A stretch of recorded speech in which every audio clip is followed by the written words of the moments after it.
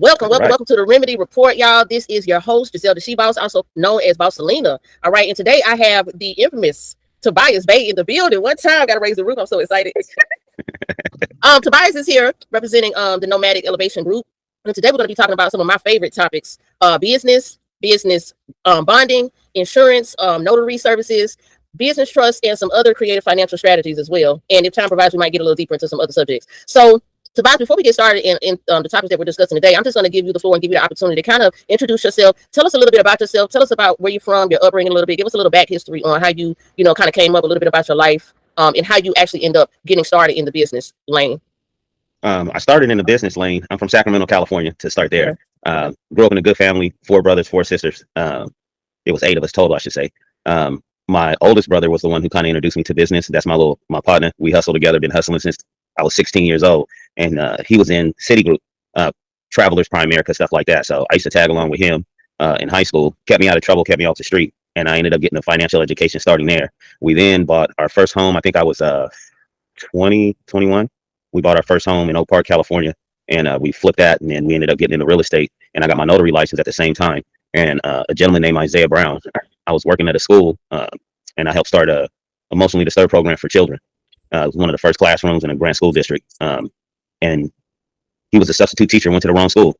And I taught the class that day.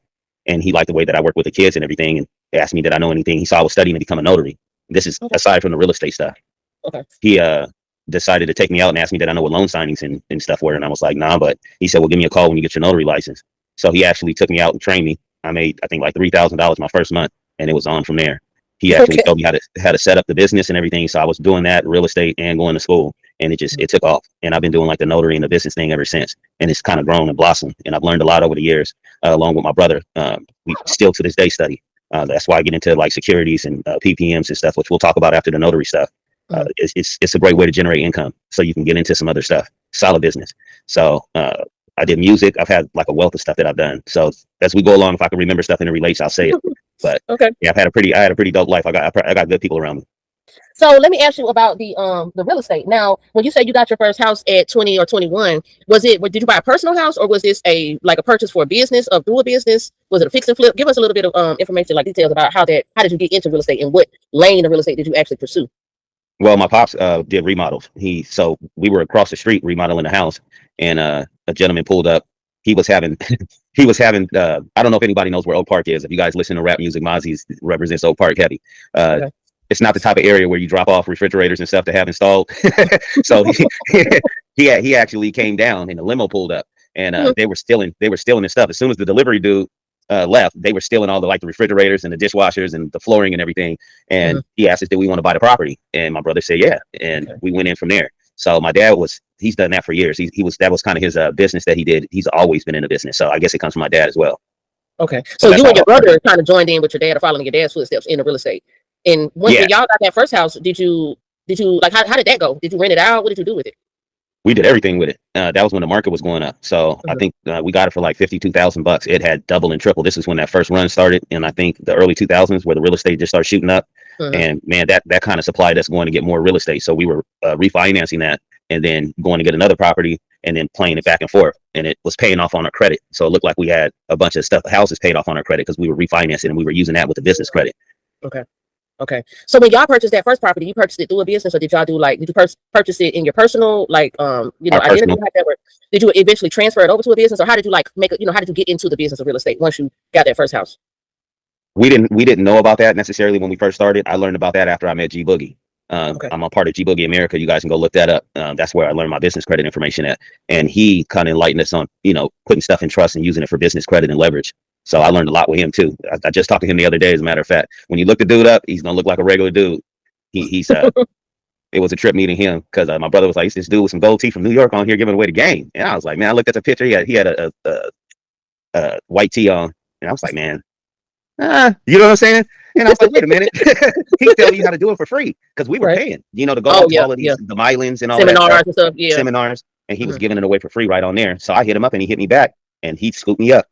And that's a whole nother show. We can talk about the G Boogie, that experience. But so that's really, yeah, we started a whole thing. And so is that what you learned business? I'm sorry, is that what you learned learned about business credit and personal credit from him? Yeah. Okay. we were kind of already on track because we were doing personal credit repair already. But he took it to another level. Like he put it all together for us and showed us like how it worked because he had been doing it for years. So he's a lot of my successes to him too. Like I said, I've had good people around me. I don't know who's blessing me, but I hope they keep the blessings coming. So, okay, let me ask you something. What can you tell us about what you learned about how to leverage your personal and business credit in some of your business dealings, as far as like, you know, using it to purchase assets and things of that nature, or like when your credit drops, you know what I'm saying? How do you get your credit back in good standing so that you're able to keep going and purchasing new assets? You know, because I know like when you apply for stuff, your credit score can go up and down. So I know some people are not, you know, familiar with how that works. Tell us a little bit about that. Yeah, anything good or bad that hits your credit is going to affect it. To start there, just so people understand that. But I'll take you through, I call it the Trinity. This is like our little program that we have. And I like to teach people because I don't know where people are at. I teach them like you were off the couch. So the first thing I focus on is the personal credit. So a lot of people have never read the FDCPA and the FCRA, the Telephone Collections Practices Act. It's a lot of consumer laws that people aren't familiar with. I know everybody likes to talk about UCCs and stuff, and the personal credit stuff is basic. But even if you want to go do other stuff, start with your personal credit, and because you can get paid cleaning it up. Now, my personal way that I do it, and everybody has a different way, I use the consumer laws to my advantage, and I do the administrative process with it. So it's not up to you to break down the exact thing, but my letters are really simple. So I just encompass the whole FCRA, the FDCPA, and I send the letters off. It's up to them to understand whether they're violating it or not. But my main thing that I'm trying to get is I purchase debt. So inside of the contract, I wait for it to get assigned, like when they charge it off. So you can get the charge off because now it's no longer accurate. That's easy work. But you want to get the servicer off, or the third party debt collector. They have to provide that contract. When they buy the debt, they have what they call media, and media is like your statements, your contracts, whatever you got. A lot of them don't have the complete media, but the contract says, I call it, to explain it simply, it's like buying a used car. When you buy a used car, you can't come take the car back when it's broke down. So the original creditor does the same thing. When you buy it, they can't verify or validate the debt is accurate. It's boom, that's it. Well, under the Gramm-Leach-Bailey Act, you have to give your express written consent, and it's in the consumer laws as well, the FDCPA, for somebody to have your non-private public information. That's the Gramm-Leach-Bailey Act. So if I didn't give you specifically the express written consent to have my information, my personal information, my name, social address, et cetera, then you're violating that law. So when you get the contract and it's worded different, you got to read the whole contract, but it's always in there, that little clause. That's what you're really after. So you do your little administrative process and you can put in all the other stuff that you want. I keep it simple because I know that's what I'm after.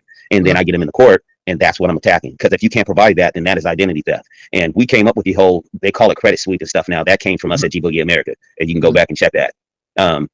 That you can actually press charges. That's literally identity theft. So that's how I kind of light a fire. Like everybody goes and does the police report and everything, but the part that they skipped over when we first released the process is doing that administrative process. You got to do your first letter, your second letter, your third letter, default, and then you got to do your notice of intent to sue, and then go file your case. That's how you're gonna make your money in small claims court. In small claims court, you don't got to deal with no attorneys.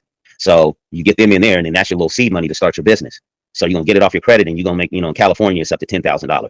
So, and another thing that people skip is I'll go and apply for something that I know I'm not gonna get. I'll go and apply for a house or something, because that's how you get around Rule 12b-6, where you got to have something that relief can be granted. And I'm paraphrasing, but now I got some damages. You see what I'm saying? So you stop me from doing that. So what up? So what you gonna do? Wait a minute now. Hold up. You can't slide by that one, because I got so many denials. I got them all. I got a whole folder of denials. I've been trying to figure out, because I know there's something to leverage there, but I don't necessarily know how to structure. You know what I'm saying? Like leveraging that, or like you said, how can I use that to my benefit? So let me ask you this. Let me just clarify. Do you help people clean credit, or is this something that you teach people how to do? Is there or do you is there, because then you said you have like 3 basic letters that you use when you're first starting your administration process. So do you help people with that? Like if they're, struggling with cleaning their credit? I do. And I have a credit business, but I kind of slowed down on it because the other stuff is picking up with the PPMs and stuff. It gets busy. So helping people clean their credit is something that I used to do, and I still kind of do it, but I'm not promoting it, if you know what I mean. Okay. So well, maybe you can help me clean mine on the personal, and then I'll come back with the results, you know what I'm saying, for everybody, and let them know how we improved my credit score, because I don't really use my personal, of course, but I know for business purposes, I do need to get it, in better standing. So I'm definitely interested in that. And I also, I know that some people actually use consumer laws to, like you said, get paid when they're disputing these credits, and they're like using that as a whole business service. So what are some of the consistent, I guess, things that people could get paid for, or what are certain violations on the credit report that you see consistently or repeatedly that are just kind of like easy wins? And is that a 1, 2, 3 step strategy or process, just like the administrative service when you're sending in the letters, or is it a little bit more tedious or in depth when it comes to that part? It's several things on there. They don't report accurate. when you do the charge off and they leave it on and it's not accurate, you can use the FCRA because your credit report has to be 100% accurate the whole time. Mhm. So, I mean, we can go, it's a rabbit hole of stuff that we can do. If you want to do a separate show just on that, we can get deep into the codes Well, and all of that. Not super duper, but just tell me like maybe 2 or 3 things that are consistent that okay, boom, this is almost a guaranteed. Let's say, is it like $1,000 per violation or something to that effect? From what I'm Yeah, you got understanding. to look at 1692K for the violations. And then a big one that I see is false and deceptive business practices. So they'll make it seem like they're AT&T, for instance, and they're not. That's like a big one that I see, or they'll make it seem like that they're the original creditor. I'll say it like that. Okay, That's a huge